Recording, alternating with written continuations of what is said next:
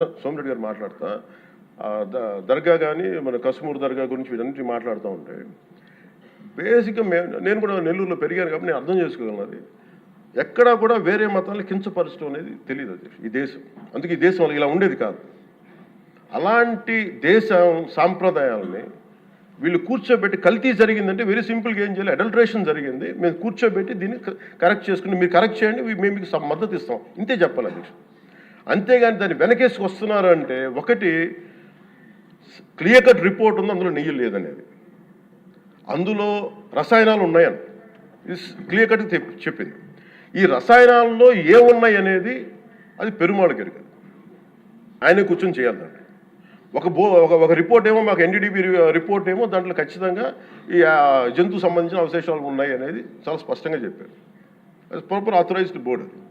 ఇప్పుడు వీళ్ళేమో కూర్చొని అది కూడా మాట్లాడలేదు. Very clear cut as on today special మన సిబిఐ ఇచ్చిన మన ఛార్జ్ షీట్ ప్రకారం ఆ నెయ్యి కాదు, ఇది పామాయిల్తో పాటు రసాయనాలు కలిపింది.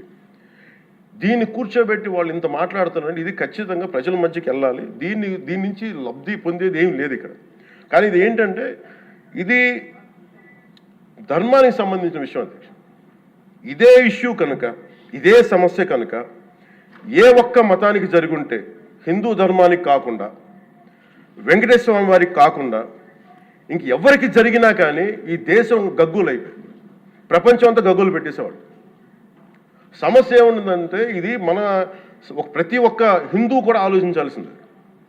ఎందుకంటే ప్రతి హిందూకి బై నేచర్, మా ఇంట్లో కానీ ఎవరు, ఇందాక మన సోమిరెడ్డి గారు చెప్పినట్టుగా మీరు దర్గాకి ఏదంతా చూస్తే మేము దర్గాలకి చిన్నప్పుడు మేము స్కూల్లో ఉన్నప్పుడు రొట్టెలు పండుగ దర్గా మెట్లు వెళ్ళి మేము కూర్చోబెట్టి అక్కడ ఇర్రెస్పెక్ట్ హిందూస్ ఇది ముస్లిం ఫెయిత్ అనుకోకుండా వెళ్ళి కూర్చోబెట్టి అందరూ గౌరవించి దాన్ని ఈ రోజుకి వెళ్తారు హిందువులందరూ. సో ఈ దేశ మూల సంస్కృతి మన ఇస్లాంని గౌరవించేది, క్రిస్టియానిటీని గౌరవించేది, సకల మతాల్ని గౌరవించేది. అలాంటిది హిందూ ధర్మానికి సంబంధించిన 7 కొండల వాడు కలియుగ వెంకటేశ్వరుడు. కలియుగ వెంకటేశ్వరుడు దైవం అనడానికి చాలా క్లియర్ కట్గా ఉంది అది. ఎందుకంటే కలియుగంలో జరిగింది ఆయనే, దీనికి ఆధార పురుషుడు, ఆయన మూల పురుషుడు. అలాంటి ఆయనకి పెట్టే ప్రసాదానికి ఇంత అపవిత్రం చేసిన తర్వాత వీళ్ళు ఏమి కూర్చొని దాన్ని తప్పు లేకుండా లేదన్నట్టుగా మాట్లాడుతుంటే వీళ్ళకి నాకు ఏం మాట్లాడాలో తెలియదు. దీనికి ఒక్కటి కూడా ప్రజలకు తెలియజేయాల్సింది ఏంటంటే అధ్యక్ష, ఇదే వేరే ఇస్లాంకి జరిగిన, క్రిస్టియానిటీకి జరిగిన, జీసస్ క్రైస్ట్కి జరిగిన, మహమ్మద్ ప్రవక్తకి జరిగిన, అల్లాకి జరిగిన ఇలా ఉండేది కదా అధ్యక్ష. వాళ్ళు ఆ రోజు మన కౌన్సిల్లో కూడా అలా పటాలు తీసుకొచ్చేవాళ్ళు వేరే ఏ దేవత అయితే.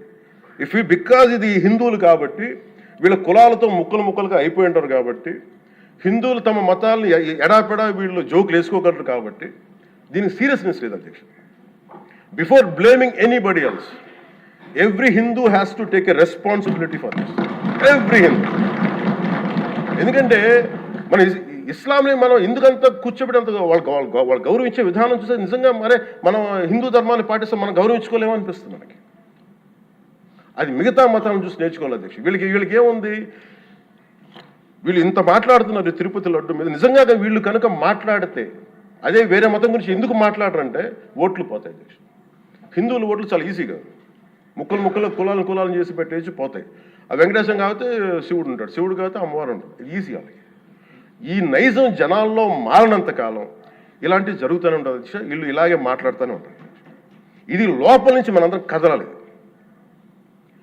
ఇర్రెస్పెక్ట్ ఆఫ్ పార్టీస్. నేను వైసీపీలో ఇప్పుడు రాని వైసీపీ నాయకులు కూడా అడుగుతున్నాను, వాళ్ళ పద్ధతిదారులు కూడా చెప్తున్నాను ఈ సభాముఖం.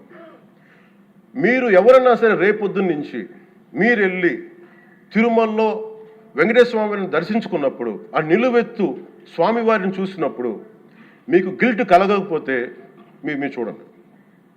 ఎందుకంటే ఆయన కళ్ళలోకి చూసినప్పుడు మీరు ఇన్ని తప్పులు చేసేవాళ్ళు మేము వెనకేసుకొస్తున్నామని ఎవరన్నా మాట్లాడితే ఆ పాపం వాళ్ళకే కాదు వాళ్ళకు కూడా చుట్టుకుంటుంది.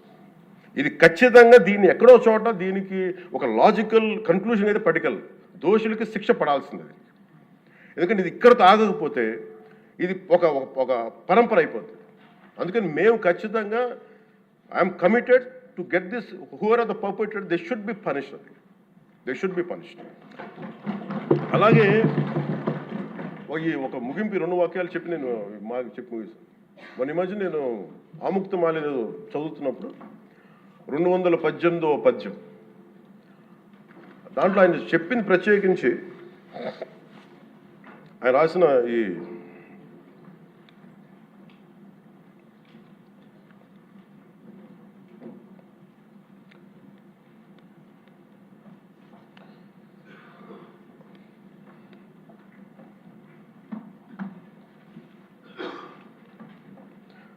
అంటే దేవాలయాల మీద డబ్బుల్ని ఎలా ఉండరు అంటే రాజుకి కర్తవ్యాన్ని ఉపదేశించే పద్యం. ఆయితికానికి ఇవ్వకు మమరాలయ ముఖ్యము, అతడు అర్థతృష్ణాయుతుడై నిజోర్వియగు నష్టికి ఆ ధనమును తరల్చి రాజు ఆయతనమునకు చేర్చు మరి అట్టిది ఆపత్యము కాన ఒంటిగాడే అధికారి కావలయ ఇంచుకు తిన్నను వాడే రూపురం. మనకు తెలిసిన మహా గొప్ప పరిపాలకులు కృష్ణదేవరాయలు రాసిన అముక్తమాల్యదలోనిది ఈ పద్యం. దేవుడి సేవలో ఎలాంటి వారిని నియమించాలో రాజుకు కర్తవ్యాన్ని ఉపదేశించే పద్యం. రాజు కోసం వసూలు చేసేవాడికి దేవాలయంపై అధికారం ఇవ్వద్దు. అలాంటి వాడు డబ్బు మీద ఆశతో రాజ్యానికి వసూళ్లలో నష్టం వచ్చినప్పుడల్లా దేవుడది ధనాన్ని తరలించి రాజు ఖజానాకు చేర్చేస్తూ ఉంటాడు. అలాంటిది తప్పుడు పని కాబట్టి ఎలాంటి మమకారాలు లేని ఒంటరి వాడే ఆలయానికి అధికారిగా ఉండాలి. ఒకవేళ వాడు దేవుడి సొత్తు తిన్నప్పటికీ ఆ పాపానికి వాడే నాశనం అవుతాడు. కానీ ఆ డబ్బు తెచ్చి రాజుకి చేర్చడం వల్ల ఆ రాజ్యమే నాశనం అవుతుంది అని చెప్తుంది అధ్యక్ష పద్యం. గత ప్రభుత్వ పరిపాలన కాలంలో జరిగిందంతా అచ్చంగా ఇలాగే జరిగింది. అంటే ఇది మనందరికీ కూడా చాలా లోతుగా ఆలోచించాలి. ఇది భగవంతుడికి సంబంధించిన, అది అంతమంది వెళ్ళి వాళ్ళ కర్మని అక్కడ వేస్తారు అధ్యక్ష డబ్బులుగా. ఆ కర్మని ఆ పుణ్యస్థలమే కాపాడాలి. భక్తులు తాలూకు ఆ నిత్య ఏడుకొండల వాడి నామస్మరణే కాపాడు తప్ప ప్రజలు చేసిన కర్మను ఎవరైతే భగవంతుడి సొమ్ముతోటి ఆడుకుంటారో, భగవంతుడి డబ్బును దోచేస్తారో తరాలు కూడా లేచిపోతాయి. చాలా జాగ్రత్తగా ఉండాలి. ఇది ఎంత మనం ఇది చాలా పుణ్యకార్యాలకు ఇవ్వాల్సింది. అందుకని వీళ్ళందరికీ కూడా ఇప్పటికైనా దీనికి కల్తీ జరిగింది, వాళ్ళు ఒప్పుకుంటామని చెప్పి వాళ్ళు నిజానికి ఇంకా ఇబ్బంది లేకుండా ఇంక మళ్ళీ దీని గురించి మీరు ఢిల్లీకి వెళ్ళి కోర్టులు వేసే కొద్దీ మీ పాపం పెరుగుద్దే తప్ప మీ నాశనం కొంచెం ఫాస్ట్ అవుద్ది తప్ప ఇదైతే తగ్గదు. అందుకని దయచేసి అందరం ఈ ఒక్కటి అధ్యక్ష ఇంకొక మరో మాట చెప్పి ఎక్కడో చోట ఈ దేశం హిందూ దేవతల మీద, హిందూ ధర్మం మీద దాడి జరుగుతున్నప్పుడు